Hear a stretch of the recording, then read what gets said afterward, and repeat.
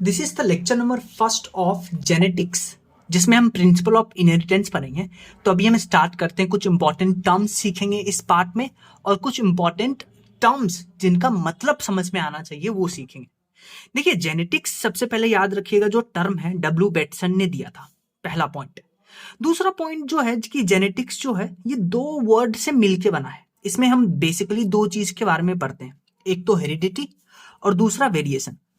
Heredity क्या होता है आपको पता है, पेरेंट्स का जो कैरेक्टरिस्ट होता है वो ऑफस्प्रिंग में जाता है। तो ये जो कैरेक्टर का ट्रांसफर है फ्रॉम पेरेंट्स टू ऑफस्प्रिंग, उसके स्टडी को हम हेरिडिटी कहते हैं।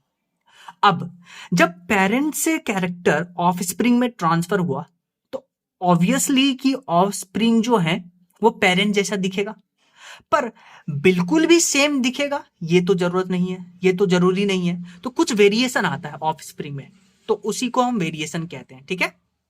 अब कभी कभी दो टर्म में कंफ्यूजन होता है, कभी कभी दो टर्म हमें समझ में आना चाहिए।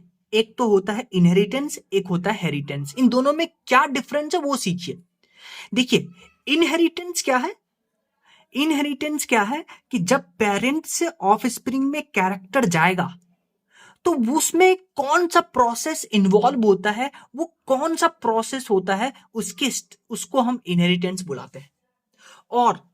और इस प्रोसेस के स्टडी को, ठीक है, हम हेरिटेंस कहते हैं। तो इनहेरिटेंस हेरिटेंस में क्या डिफरेंस हुआ? इनहेरिटेंस क्या है? वो प्रोसेस है जिसके वजह से पेरेंट से ऑफस्प्रिंग में कैरेक्टर का ट्रांसफर होता है। अब ये जो प्रोसेस है इसके स्टडी को हम हेरिटेंस कहते हैं। समझ में आया? फिर एक बेसिकली टर्म आपको समझ में आना चाहिए, like begets like. Like begets like का मतलब है कि जो चाइल्ड है, ऑफस्प्रिंग है, वो अपने पेरेंट जैसा दिखता है। जैसे हाथी का बच्चा हाथी दिखता है, डॉग का बच्चा डॉग दिखता है। तो इसी को बुलाते हैं लाइक बिगेट्स लाइक, यानी similarity of child with his parents. अब ये क्यों होता है? Due to inheritance. और इनहेरिटेंस क्या है? वो प्रोसेस है जिससे कैरेक्टर का ट्रांसफर होता है पेरेंट से ऑफस्प्रिंग में। ठीक है। अब ध्यान से सुनिए, अब एक टर्म आपको समझ में आना चाहिए, वो है जेनेटिक कैरेक्टर। जेनेटिक कैरेक्टर किसको कहते हैं उसको समझने के लिए आइए एक सेल के अंदर चलते हैं। आपको पता है सेल के अंदर न्यूक्लियस होता है, न्यूक्लियस के अंदर डीएनए होता है, डीएनए पे जीन होता है, और जीन क्या होता है? आरएनए बनाता है, आरएनए प्रोटीन बनाता है, और प्रोटीन एंजाइम बनाता है, और ये एंजाइम क्या करता है? एक कैरेक्टर को इन्फ्लुएंस करता है। तो देखिए, ऐसा कैरेक्टर जो हम ऐसा भी तो बोल सकते हैं कि ये कैरेक्टर बेसिकली जीन से इन्फ्लुएंस हुआ है, तो ऐसे कैरेक्टर को हम जेनेटिक कैरेक्टर बुलाते हैं। तो जेनेटिक कैरेक्टर क्या होता है? Character due to gene involvement, उसको जेनेटिक कैरेक्टर बुलाते हैं। अब देखिए, ये जो जेनेटिक कैरेक्टर है ये किस बात पे डिपेंड करता है, किस कंडीशन पे डिपेंड करता है वो सुनिए। ये जेनेटिक कैरेक्टर कैसे हुआ? हाँ, जीन का आरएनए में ट्रांसफर हुआ, जीन आरएनए में हुआ, इसको बुलाते हैं हम जीन एक्सप्रेशन। ठीक है। तो बेसिकली क्या हुआ? जीन एक्सप्रेस हुआ, और जीन एक्सप्रेस हुआ उससे भी पहले, जीन एक्सप्रेस होने से पहले जीन होना तो चाहिए इस कैरेक्टर के लिए, तभी तो इस कैरेक्टर का डेवलपमेंट होगा। तो कंडीशन क्या है कि जीन होना चाहिए, gene must be present for a genetic character. दूसरा, अगर जीन है तो उसका जीन एक्सप्रेशन होना चाहिए, यानी कि जीन का आरएनए में कन्वर्जन। और और ये जो जीन का आरएनए में कन्वर्जन है, ये जो जीन स्टिमुलेट हुआ ये कैरेक्टर बनाने के लिए, वो डिपेंड करता है कि बाहर का एनवायरनमेंट फैक्टर कैसा है। अब इसको बहुत सिंपल तरीके से समझ सकते हैं। आपको पता है आपकी पूरे बॉडी में इंसुलिन बनाने का जीन है, पूरे बॉडी में आपके इंसुलिन बनाने का जीन है, चाहे आप स्किन के सेल की बात करें या कोई भी सेल। बट आपको पता है इंसुलिन बनता कहां है? पेनक्रियास में। ऐसा क्यों हुआ? क्योंकि पेनक्रियास में इंसुलिन बनाने वाले जीन का एक्सप्रेशन हुआ। और ऐसा जीन का एक्सप्रेशन क्यों हुआ? क्योंकि पेनक्रियास में वो सुटेबल इन्वायरमेंट है। तो समझ में आया कि जेनेटिक कैरेक्टर बनाने के लिए क्या क्या कंडीशन है? Gene must be present, gene express होना चाहिए, और सुटेबल इन्वायरमेंट होना चाहिए। और फिर ये देखिए, जो कैरेक्टर है ये हम बाहर से देख सकते हैं कि कोई ऑर्गेनिज्म टॉल है, शॉर्ट है, तो ऐसे कैरेक्टर को हम फिनोटाइप बुलाते हैं। ठीक है, जो बाहर से देख सकते हैं। और जो जीन है ऐसे टाइप को हम जीनोटाइप बुलाते हैं। ठीक है, अब देखिए फिनोटाइप कैसे आया। हाँ, जीनोटाइप जो जीन था उस पे इन्वायरमेंट का इफेक्ट पड़ा तो हमें फिनोटाइप हमें देखने को मिला। तो जीनोटाइप प्लस इन्वायरमेंट वो हमें फिनोटाइप देता है। तो ये इक्वेशन याद रखिएगा। फिर नेक्स्ट हम बात करते हैं कि कुछ साइंटिस्ट का कंट्रीब्यूशन पढ़ते हैं। सबसे पहले ग्रेगर जोहान मेंडल, इनको फादर ऑफ जेनेटिक्स बुलाते हैं, याद रखिएगा। ग्रेगर जॉन मेंडल जो थे उन्होंने गार्डन पी पे काम किया था। ये बहुत इंपॉर्टेंट कंफ्यूजन हो सकता है कि मेंडल ने गार्डन पी पे काम किया था, स्वीट पी पे काम नहीं किया था। ये याद रखिएगा कि Mendel performed his work on garden pea, not the sweet pea. Garden pea का साइंटिफिक नेम होता है पाइसम सेटाइबम और स्वीट पी का साइंटिफिक नेम होता है लेथाइरस ओडोरेटस। तो मेंडल किस पे काम किया था? मेंडल किसके ऊपर काम किए थे? पाइसम सेटाइबम के ऊपर। ठीक है, फिर एक साइंटिस्ट है डब्ल्यू बेटसन। डब्ल्यू बेटसन को हम फादर ऑफ मॉडर्न जेनेटिक्स बुलाते हैं। Father of genetics Gregor John Mendel, modern genetics W Bateson. ऐसा क्यों है? मॉडर्न जेनेटिक्स के फादर क्यों बुलाते हैं? क्योंकि आपने पढ़ा है कि मेंडल ने अपने जब जो भी एक्सपेरिमेंट किया था उन्होंने एक वर्ड यूज किया था फैक्टर। बोले थे कि कोई भी कैरेक्टर फैक्टर इन्फ्लुएंस करता है।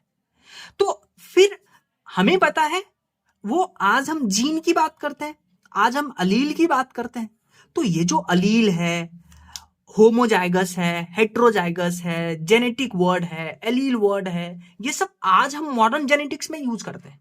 तो इन सब को डब्ल्यू बेटसन ने दिया था, इसलिए डब्ल्यू बेटसन को हम फादर ऑफ मॉडर्न जेनेटिक्स बुलाते हैं। ठीक है, और कौन कौन सा टर्म इन्होंने दिया था वो आपको याद आना चाहिए। नेक्स्ट जो साइंटिस्ट आपको पता होना चाहिए, थॉमस हंट मॉर्गन, इनको फादर ऑफ एक्सपेरिमेंटल जेनेटिक्स बुलाते हैं। ठीक है, तो father of genetics, father of modern genetics और फादर ऑफ एक्सपेरिमेंटल जेनेटिक्स आपको यहाँ आना चाहिए। इन्होंने क्या किया था? ड्रोसोफिला मेलानोगास्टर, आपको पता है फ्रूट फ्लाई, उस पे काम किया था। और इन्होंने कौन कौन सा टर्म दिया था वो सुनिए। इन्होंने लिंकेज दिया था, सेक्स लिंकेज के बारे में बताया था, क्रिस क्रॉस इनहेरिटेंस के बारे में बताया था और क्रॉसिंग ओवर के बारे में बताया था। नेक्स्ट जो हमारे पास साइंटिस्ट है वो है ए गेरार्ड। ए गेरार्ड को हम फादर ऑफ ह्यूमन जेनेटिक्स बुलाते हैं, याद रखिएगा। इन्होंने क्या किया था? ह्यूमन में पहला जो जेनेटिक डिजीज है, ह्यूमन में सबसे पहला जेनेटिक डिजीज जो फाइंड किया गया था वो था एल्केप्टोन्यूरिया। तो ए गेरार्ड ने ही उसको डिस्कवर किया था। एल्केप्टोन्यूरिया क्या होता है? बेसिकली इसको ब्लैक यूरिन डिजीज बुलाते हैं, जिसमें यूरिन का जो कलर होता है वो ब्लैक हो जाता है। ऐसा इसलिए होता है क्योंकि यहाँ पे एक एंजाइम का कमी हो जाता है, उस एंजाइम को बुलाते हैं होमोजेनेटिक एसिड ऑक्सीडेज। ठीक है, तो एल्केप्टोन्यूरिया पहला ह्यूमन जेनेटिक डिजीज है।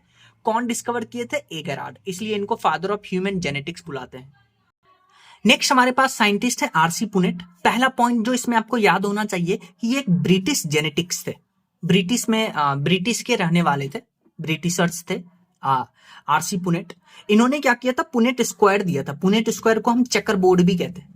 अब देखिए पुनेट स्क्वायर में एक इंपॉर्टेंट पॉइंट जो है वो आपको याद होना चाहिए। क्या? मान लीजिए एक फीमेल में ये गैमीट है, capital t small t, male में कैपिटल टी स्मॉल टी। तो इससे जो गैमीट बनेगा, सॉरी ये उसका जीनोटाइप है, इससे जो गैमीट बनेगा वो बनेगा कैपिटल टी स्मॉल टी, और इससे जो गैमीट बनेगा कैपिटल टी स्मॉल टी। ठीक है, हमेशा ये जो आप लिख रहे हैं, फीमेल हमेशा यहां पे आएगी और मेल हमेशा यहां पे आएगा, ऐसा ही होगा। फिर आप यहां पे टेबल बनाइएगा, यहां पे टेबल बनाइएगा और capital T capital T, capital t small T, capital t small T and capital t small t. तो इसमें क्या इंपॉर्टेंट पॉइंट है कि फीमेल हमेशा यहां आएगी, मेल हमेशा यहां आएगा, फिर आप यहां पे क्रॉस करवा सकते हैं। तो अब देखिए अगर हम कैपिटल टी की बात करें तो ये 1 आउट ऑफ 4 है, तो परसेंटेज कितना है? 25%। Capital t small T, capital t small T, ये 2 आउट ऑफ 4 है, परसेंटेज कितना हो गया? 50%। और स्मॉल टी 1 आउट ऑफ 4 यानी कि 25%। एक पॉइंट याद रखिएगा, ह्यूमन में बात करें तो ह्यूमन में करीब करीब आपके पास 30,000 जीन्स प्रेजेंट होते हैं। ये याद रखिएगा, ह्यूमन में कितने जीन्स होते हैं? करीब करीब 30,000 जीन्स प्रेजेंट होते हैं। नेक्स्ट कुछ टर्मिनोलॉजी है। टर्मिनोलॉजी क्या होता है? कैरेक्टर क्या होता है? एक ऑर्गेनिज्म का फीचर, जैसे प्लांट हाइट, फ्लावर कलर, इसको कैरेक्टर कहते हैं। ट्रेट्स क्या होता है? एक ही कैरेक्टर के अलग अलग फॉर्म, जैसे प्लांट हाइट है एक कैरेक्टर, तो इसके 2 फॉर्म हो सकते हैं, टॉल और ड्वार्फ, तो ये ट्रेट्स कहलाते हैं। फिर जीन एक वर्ड है, तो जीन के अलग अलग नाम पहले यूज होते थे, gene, factor, element. Factor word आपको पता है मेंडल ने दिया था, जीन वर्ड जॉनसन ने दिया था, तो ये पॉइंट याद रखिएगा। फिर एक टर्म आता है अलील। अलील क्या होता है? एक ही जीन का दो अल्टरनेट फॉर्म होता है। मान लीजिए आपके पास बेसिकली आपके पास दो होमोलोगस क्रोमोसोम है, तो इस होमोलोगस क्रोमोसोम पे एक लोकेशन पे आपको पता है सिमिलर जीन्स होंगे, यहां मान लीजिए कैपिटल टी, यहां कैपिटल टी। तो एलील क्या होता है? During the course of evolution क्या हुआ है, यहां पे म्यूटेशन होता है, और म्यूटेशन होने के कारण मान लीजिए ये स्मॉल टी में कन्वर्ट हो गया, तो ये देखिए एक ही जीन के दो अल्टरनेट फॉर्म हो गए। तो alleles arise due to mutation, alleles present on same locus of homologous chromosome.